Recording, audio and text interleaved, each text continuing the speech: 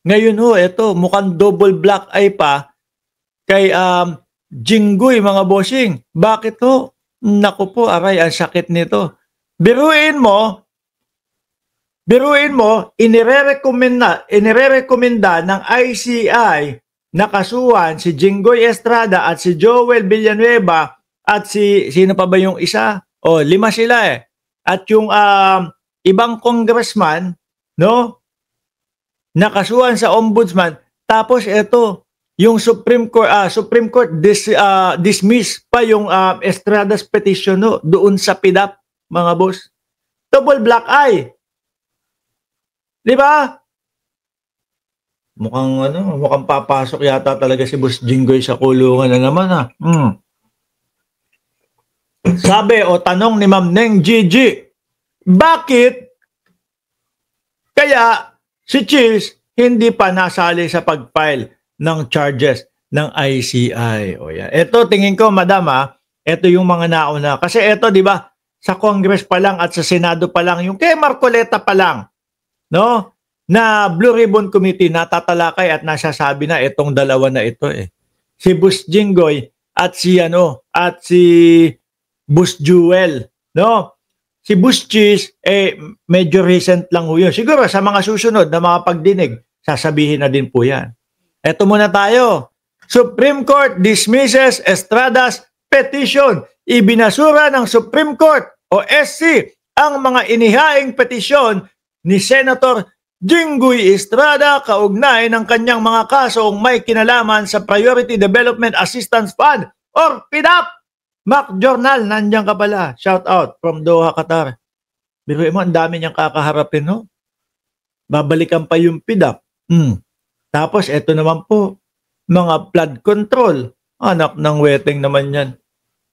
Mas mukha pa ho yatang mauunang mapasok si Boss Jinggoy sa loob ng selda na ipinagawa ho ng gobyerno versus doon sa inihain niyang kaso doon kay pangalan nun, kay Robita Rosa. Diba? Kinasuhan ho ni Boss Jinggoy si Robita Rosa, mga bushing, dahil daw ho, doon siguro, doon sa pasak-pasak, sa wetpacks, doon sa botomesa.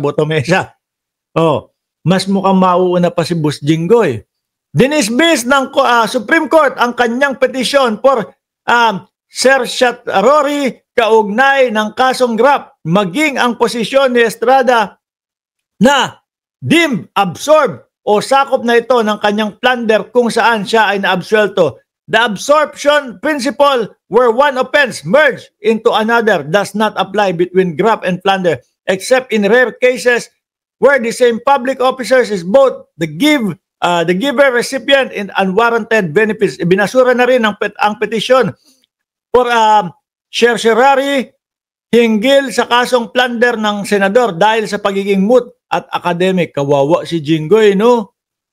Grabe, tas ito naman, ang haharapin naman ho, mga bossing, is mga flood control, etc., na napapangalanan, na meron pang ipinakita si Bryce Hernandez na resibo at Beng Ramos.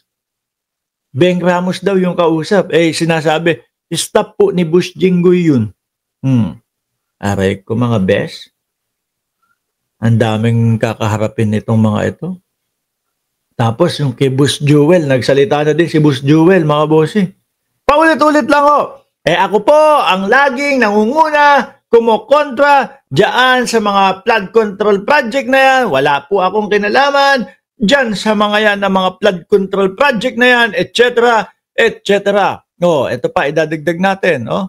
Ito yung mga posible yatang ikaso doon sa dalawa, mga bossing.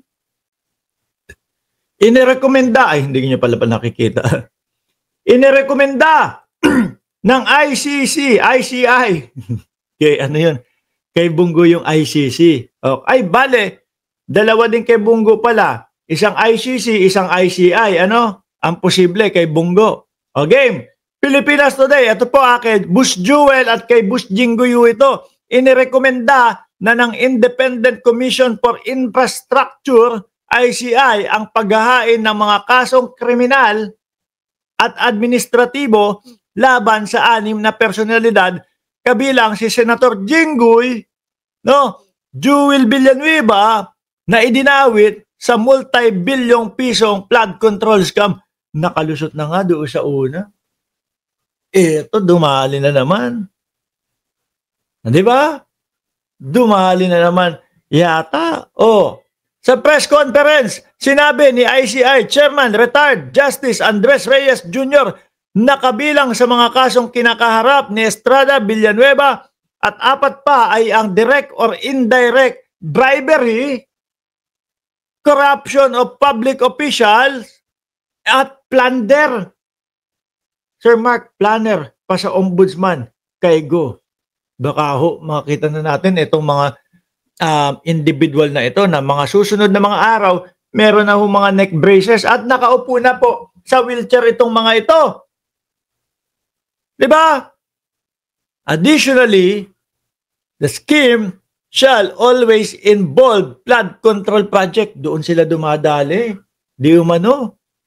No, bakit nga ho? Paano mo nga naman sisiya sa atin? Aalamin yung flood control.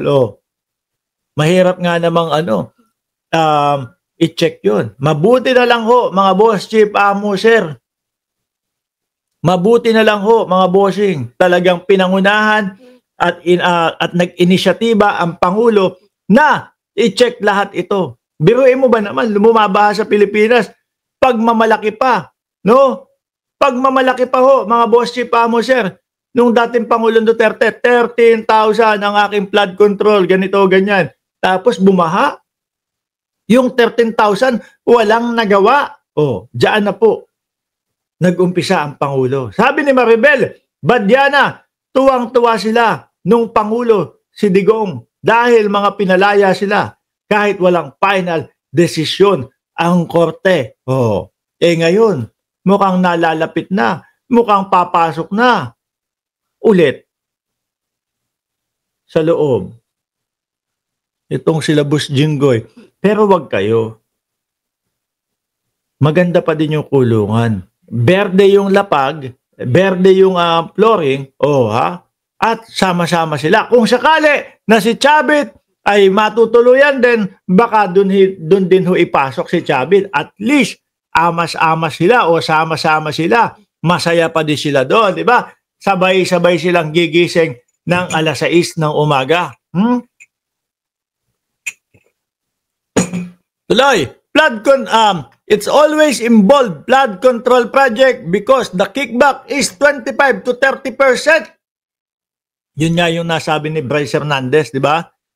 And is higher than kickback from other projects which has only 10% lang daw. Kapag ka multi-purpose building, 10% lang, mga bossing. Siguro, sila, nakukonsensya sila. Baka gumuhuto pag 25 to 35%. O siguro, masyadong halata kapag ka doon sila kumikbak ng malaki doon sa multi-purpose building. No?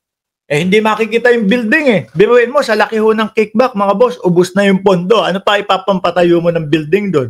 Kaya, total, ang flood control, doon sa malalayong lugar, tapos pahukay, pero may mga napansin at may mga nakita pa doon sa flood control project. Yung mga tubo, imbis na tubo, yung mga PVC na ganyan, galing doon sa mga barangay, kapaso lang yung tubo. Ganyan lang ho. Isinuksok lang doon sa dulo para magmuka na merong lalabas na tubig doon, galing doon sa mga binabahang barangay at tutuloy doon sa flood control. Ibang klase talaga, Matatandaan sila Estrada at Villanueva ay sinampahan din ng mga kasong kriminal matapos idawit sa multi-bilyong pisong anomalya sa Priority Development Assistance Fund, na mas kilala bilang Pork Barrel Fund noong termino ng yumaong Pangulong Benigno Noynoy Aquino. Kabilang din sa kinasuhan si Roberto Bernardo, Yusek Bernardo, dating Congressman Saldico, na hanggang ngayon nagtatago at hindi kayang ipaliwanag ang kanyang sarili. Commission on Audit COA Mario Lipana at dating Congresswoman Mitch Kahayon. Ayan. Mukhang sama-sama kayo dyan. Take two. Senator Jinggoy, papasok ulit. Joel, muling nahaharap sa kriminal na kaso dahil sa korupsyon. Yung una, di ho ba? Mga boss, yung sa PDAP. Dismiss siya dun eh. Tapos nagkaroon ng ng reversal daw ho noong 2019. Na ngayon lang ho natin nalamang lahat, 2025. Biruin nyo, 6 na taon. Saka natin nalaman. Kung hindi lang po nag-ingay itong si Boying Remulla na bagong ombudsman, hindi pa ho natin malalaman. Kaya sabi ng mga tao, tama lang yung ginagawa ni Boying Remulla. No? Press conference, laging nakatutok, laging nakakonekta sa taong bayan.